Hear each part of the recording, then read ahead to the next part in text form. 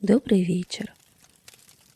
Меня зовут Елена, и сегодня я приглашаю вас прослушать перед сном арабскую сказку «Кузнец Басим». Пожалуйста, по возможности отключите VPN, чтобы вас не потревожила реклама, а также приглашаю вас присоединиться к моему каналу Telegram, где можно слушать сказки перед сном в удобном аудиоформате, без VPN, замедлений, рекламы и прочих неудобств. Ссылку на него вы найдете в описании под этим видео или в описании моего канала. Желаю вам приятного прослушивания и крепких сладких снов.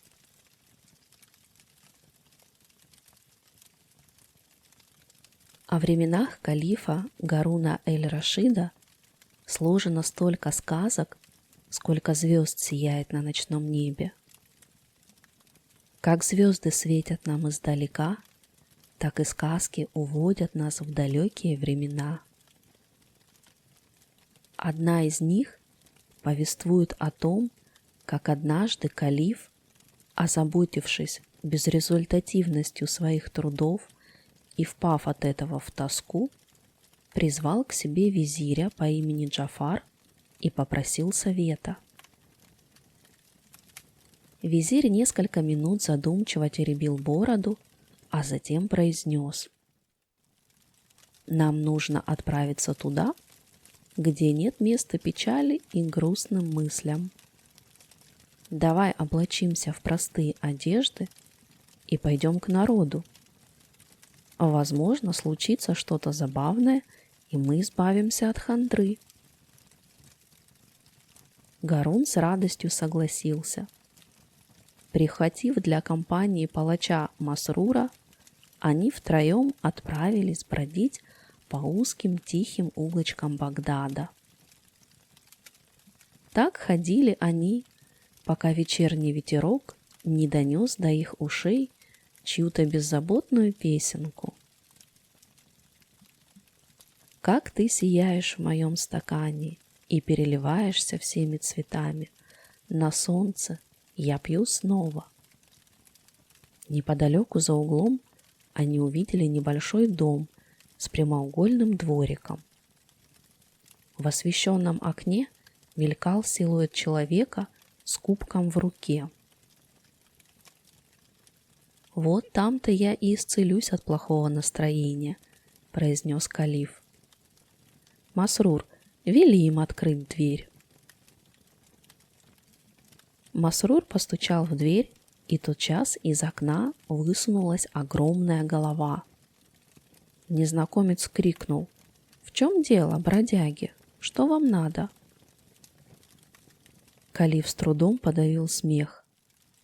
«Мы иноземные купцы и хотим немного отдохнуть в твоем доме».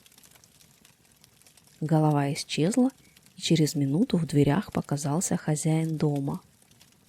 Это был поистине великан, которому ничего не стоило одним ударом положить всех троих. «Не похожи вы на купцов», — проворчал он недовольно. «Ну да ладно, входите. Только не ждите, что я буду обращаться с вами как с господами. В этом доме вы не получите ни крошки и ни глотка. И обещайте, что ни единым словом не обмолвитесь о том, что видели и слышали здесь». Все трое пообещали и торопливо вошли в дом. Внутри был накрыт роскошный стол, деликатесы, сладости, свежие фрукты, вино. Гости уселись было за стол, однако хозяин повел себя совершенно неподобающе. Ничего им не предложив, принялся есть и пить. Мало того, обращаясь к Джафару, невежда заявил: «Ты с усами, и не думай, что можешь отпить хоть глоток или съесть хотя бы крошку». Сундук самодовольный. Следующим предметом его насмешек стал черный Масрур. «Думаешь, что можешь выпить вина? цветной распутник, кувшин бездонный. Так ты просчитался. Когда настала очередь калифа, он так захохотал, что даже повалился на спину. Наступило утро, все было съедено, а вино выпито. И Гарун спросил великана: «Скажи нам, уважаемый, кто же ты такой, что можешь устраивать такие пиры?» «Эх вы!» — закричал великан. «Так ничего и не поняли». И уже спокойнее добавил: «Меня зовут Басим, я кузнец. Каждый день приносит мне неплохую выручку — 5 серебряных динаров. Но это после 20 лет работы. Ночи я провожу за роскошным столом, а утром опять иду в кузницу. Это моя жизнь, и никто не помешает мне делать то, что я хочу». «Значит, скоро тебе на работу?» — с угрозой поинтересовался калиф. «Не раньше, чем расправлюсь с тобой, разбойник. Увидишь, что я с тобой сделаю, когда рассветет». Гарун эль-Рашид засмеялся, вставая. «Мы всего лишь иноземные купцы. Что мы можем? Я просто пошутил». А распрощавшись с Басимом, гости покинули дом, но оскорблений и унижений, которые испытали в ту ночь, не забыли. Калиф решил, что дерзкий кузнец должен получить по заслугам, и утром призвал к себе начальника стражи. «В течение 3 дней, начиная с сегодняшнего, я запрещаю работу в кузницах. Кто ослушается, будет казнен».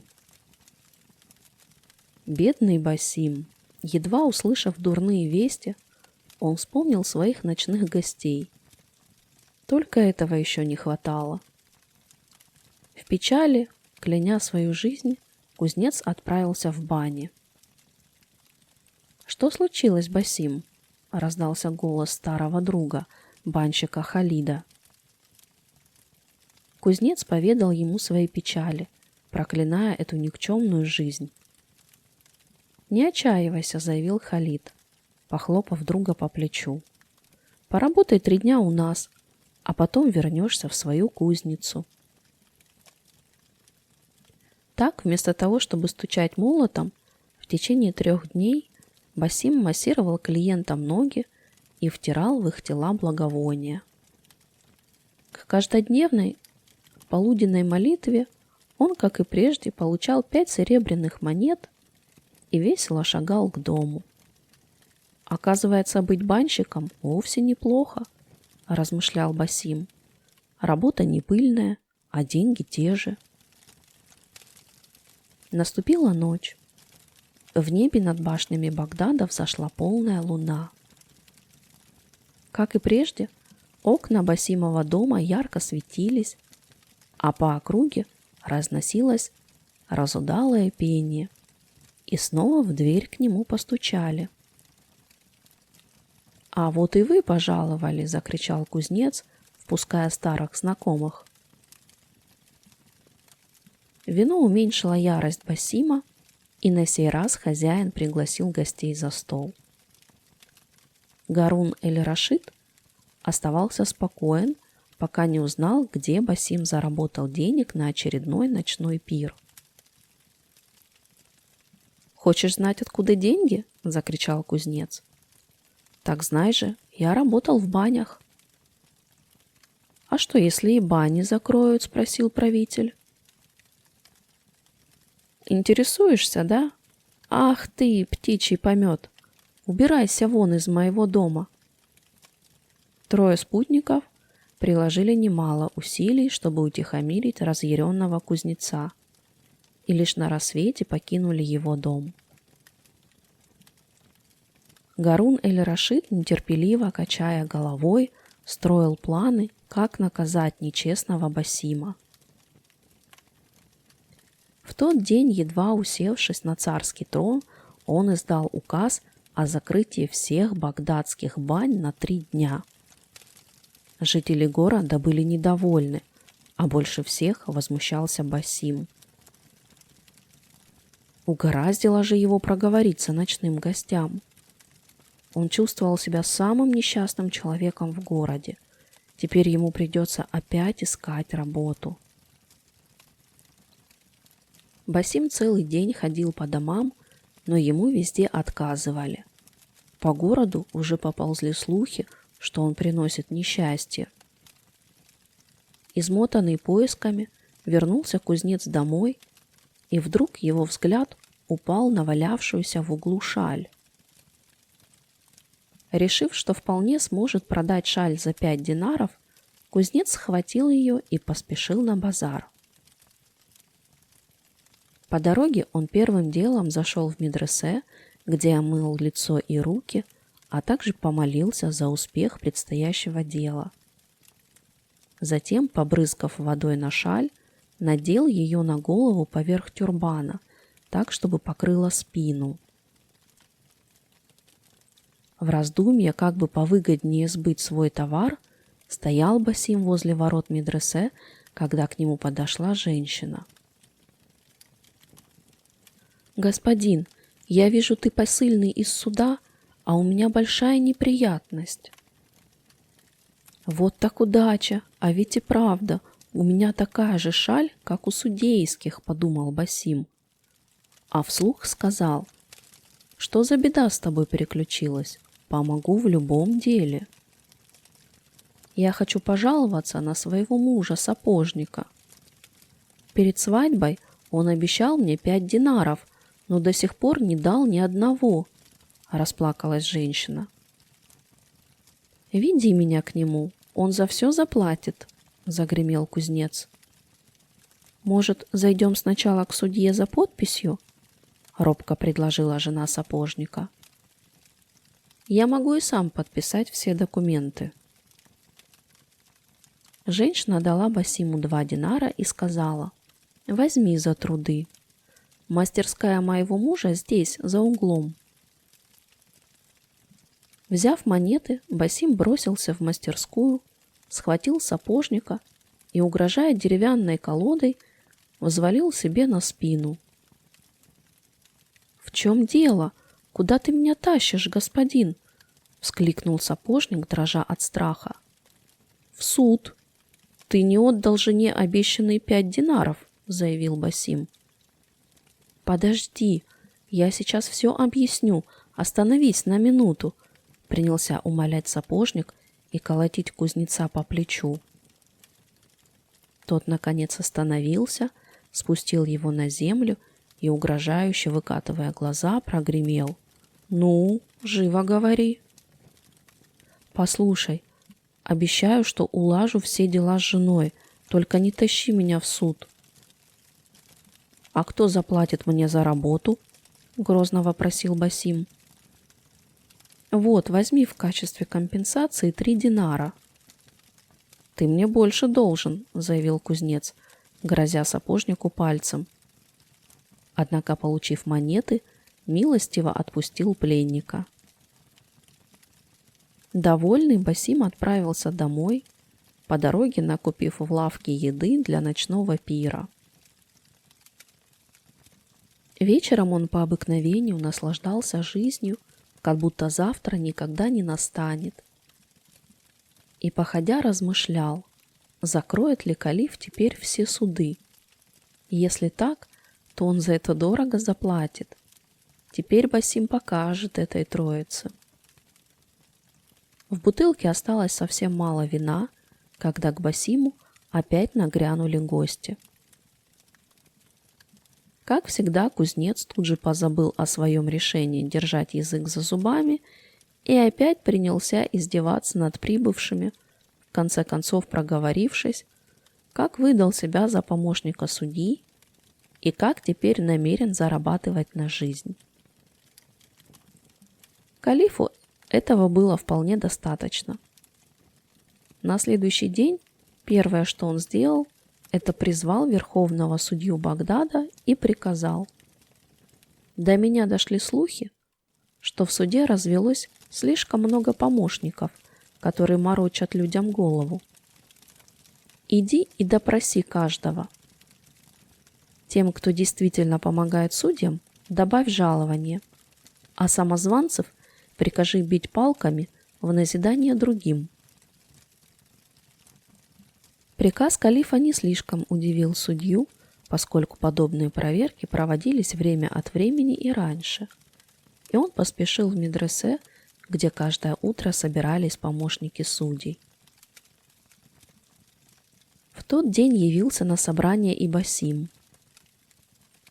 Стража, работая палками и плетками, окружила присутствующих, после чего верховный судья начал допрашивать каждого по отдельности, проявляя чрезмерную дотошность. Вскоре понял кузнец, что не избежать ему наказания.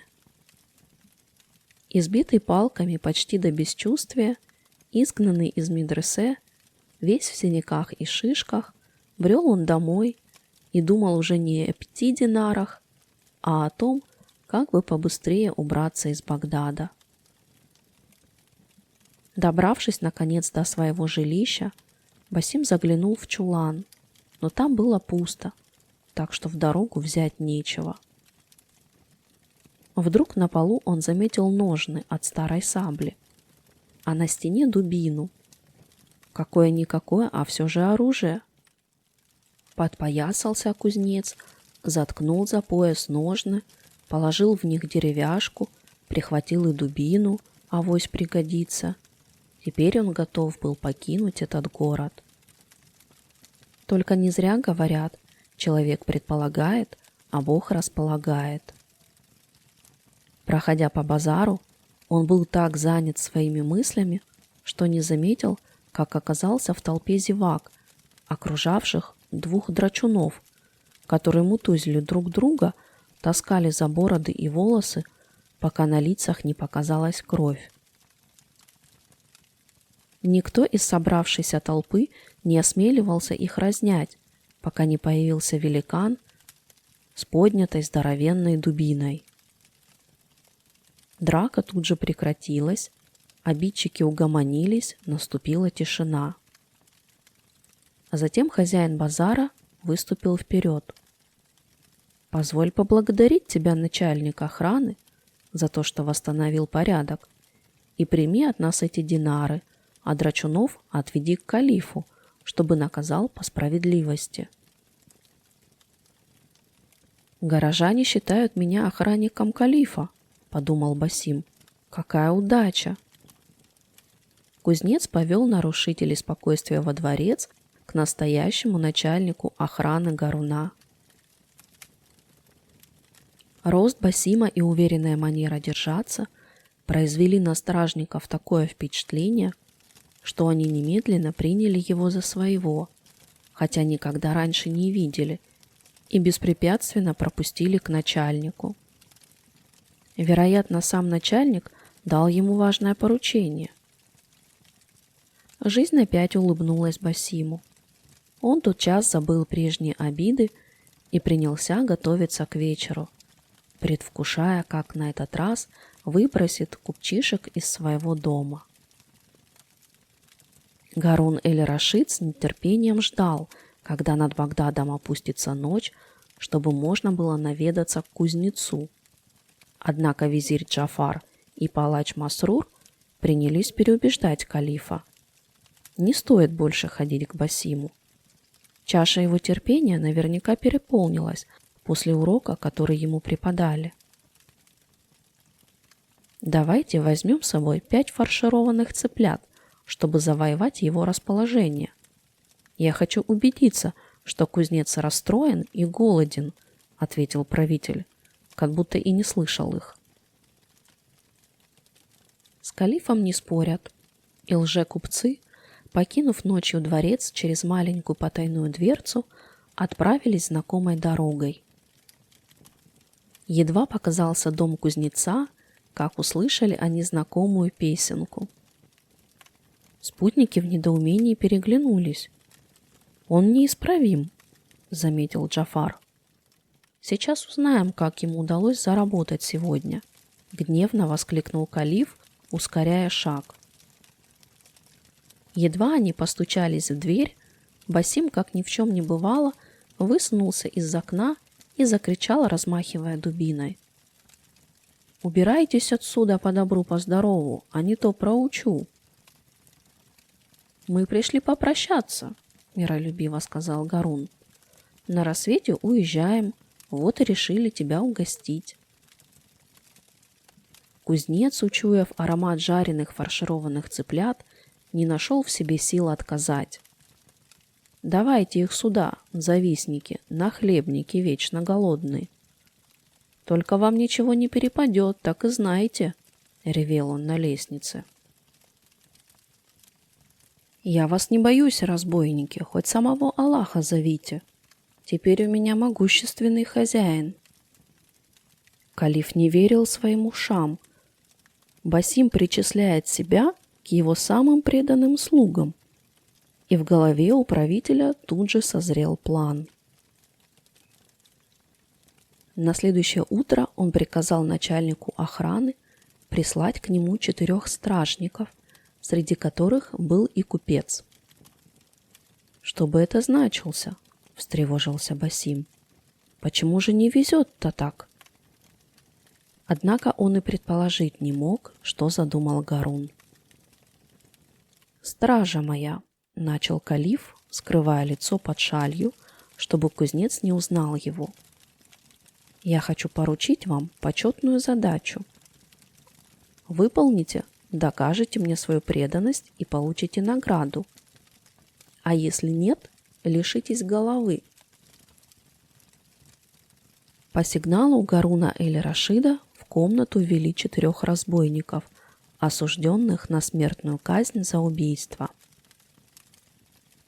«А теперь покажите, на что вы годитесь, отрубите им головы». «Вот мне и конец. Сегодня я предстану перед Господом», — задрожал Басим. «Как же деревяшкой головы-то отрубишь?» Гарун, Джафар и Масрур еле сдерживали смех. Когда первых 3 разбойников обезглавили и унесли их тела, Калиф обратился к Басиму. «Теперь твоя очередь». «Позволь сначала рассказать нашу семейную легенду», — начал кузнец. «Речь идет о сабле, которая передается у нас из поколения в поколение. Эта сабля сама вершит суд. Опускаясь на шею невиновного, она превращается в дерево. А если же человек виновен, из ее клинка вырывается молния и убивает его». «Ну что же, давай посмотрим на твою чудо-саблю», — усмехнулся Калиф. Кузнец достал из ножен деревяшку и ударил ею по шее разбойника. «Он невиновен, господин, вели отпустить его!» — выкрикнул кузнец и, словно в испуге, отступил назад. Гарун эль-Рашид, не в силах больше сдерживаться, принялся хохотать до упаду, а за ним и Джафар с Масруром. Отсмеявшись, Калиф наконец повернулся к кузнецу. «Ну, Басим, теперь вижу, что ты непобедим. Назначаю тебя командиром стражи».